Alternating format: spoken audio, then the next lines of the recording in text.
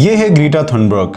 My name is Greta Thunberg and I am from Sweden. نہ عرب، نہ مسلمان اور نہ ہی مڈل ایسٹ سے تعلق، ایک مغربی لڑکی جو ماحولیاتی انصاف کے لیے پہچانی جاتی ہے، اپنی جان ہتھیلی پر رکھ کر غزہ کے مظلوموں کے لیے بین الاقوامی پانیوں میں اسرائیلی بحریہ کے سامنے کھڑی ہو جاتی ہے۔ یہ منظر ہم تاریخ میں پہلے بھی دیکھ چکے ہیں، ایک طرف مسلمان حج ادا کر رہے ہیں اور دوسری طرف اسلام ذبح ہو رہا تھا۔ آج ہم لبنان، فلسطین اور دیگر اسلامی ممالک کے حالت زار کو دیکھتے ہیں تو یہ تاریخی حقیقت ایک بار پھر آنکھوں کے سامنے آ جاتی ہے، یعنی ایک طرف 56 اسلامی ممالک کا اتحاد اور دوسری طرف مظلومین فلسطین بے سر و ساماں ہیں۔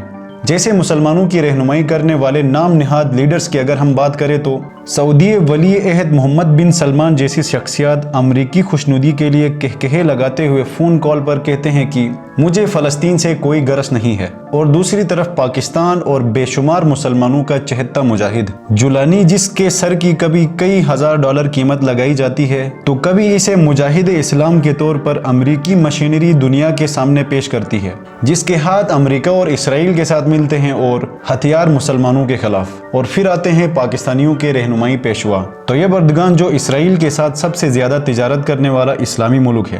جہاں دنیا اسرائیلی پروڈکٹس کا بائیکاٹ کر رہی ہے، وہاں یہ بذریعہ سمندر اسرائیل کو امداد پہنچا رہا ہے۔ یہ ہے اسلامی ممالک کی حقیقت، جہاں جذبات کی نہیں بلکہ مفادات کی حکمرانی ہے۔ جب مسلم رہنما مفادات کے اسیر ہوں تو گریٹا جیسے غیر مسلم غزہ کے مظلوموں کے لیے امید بن جاتے ہیں۔ گریٹا اور اس کے ساتھی، جن میں صحافی، ڈاکٹروں کی ٹیمیں، انسانی حقوق کے کارکن اور طالب علم شامل تھے، غزہ کے لیے امدادی سامان لے کر روانہ ہوتے ہیں۔ ان کا مقصد صرف غزہ کا محاصرہ توڑنا، وہاں کے مظلوموں تک خوراک، ادویات اور پانی پہنچانا نہیں تھا، بلکہ مقصد دنیا کو بتانا یہ تھا کہ اگر 12 افراد اپنی مدد آپ غزہ کے کنارے تک پہنچ سکتے ہیں تو دنیا کے وہ تمام افراد جو مظلومین کے حامی ہونے کا دعویٰ کرتے ہیں وہ کیوں نہیں۔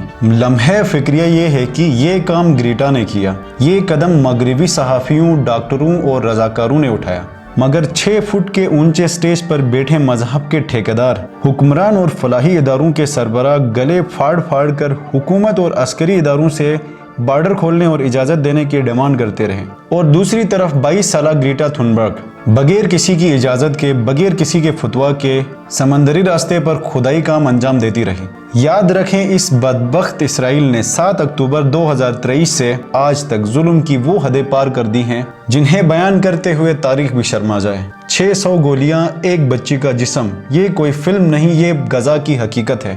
ہزاروں بچوں کا قتل، ہسپتالوں پر بمباری، پانی اور اشیاء خوردنوش کی بندش اور دنیا کے تاریخ کی بدترین نسل کشی۔ گریٹا تھنبرگ نے ہمیں آئینہ دکھایا ہے، ہماری منافقت، بے حسی اور دکھاوے کے اسلامی جذبے کو بے نقاب کیا ہے، اور ہمیں یہ سوچنے پر مجبور کیا ہے کہ ہم مسلمان واقعی امت ہیں یا صرف ایک جذباتی ہجوم۔